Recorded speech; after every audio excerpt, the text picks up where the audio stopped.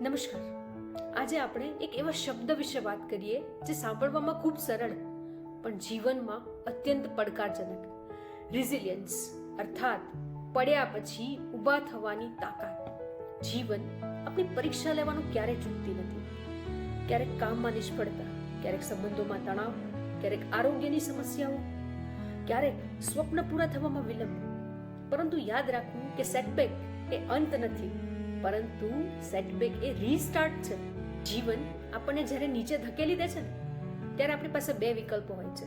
એક કે જમીન ઉપર પડ્યા રહેવું, અને બીજું ફરીથી ઊભા થઈને એટલી દોડ લગાવી કે દુનિયા આપણું નામ યાદ રાખે.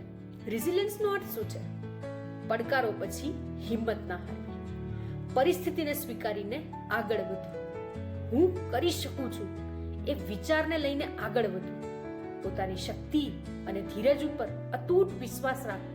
સેટબેક એ આપણા અંદરની શક્તિને બહાર લાવે છે, પડ્યા પછી પણ વધારે મજબૂત બનાવે છે. જેમ પવન સામે ઉભેલું વૃક્ષ જમીનને ઊંડે મૂળ સુધી પકડે છે, એમ દુઃખ, નિષ્ફળતા, વારંવારની પરાજય પછી માણસની શક્તિ વધારે ઊંડી બનતી જાય છે. દરેક સફળ અને મહાન વ્યક્તિએ પોતે મેળવેલી સફળતા પહેલા અનેક મુશ્કેલીઓ, અનેક ટીકાઓ અને અનેક દુઃખનો સામનો કરેલો છે. પણ તફાવત એટલો જ છે કે તેમને હાર નથી સ્વીકારી, ઉઠવું પસંદ કર્યું છે.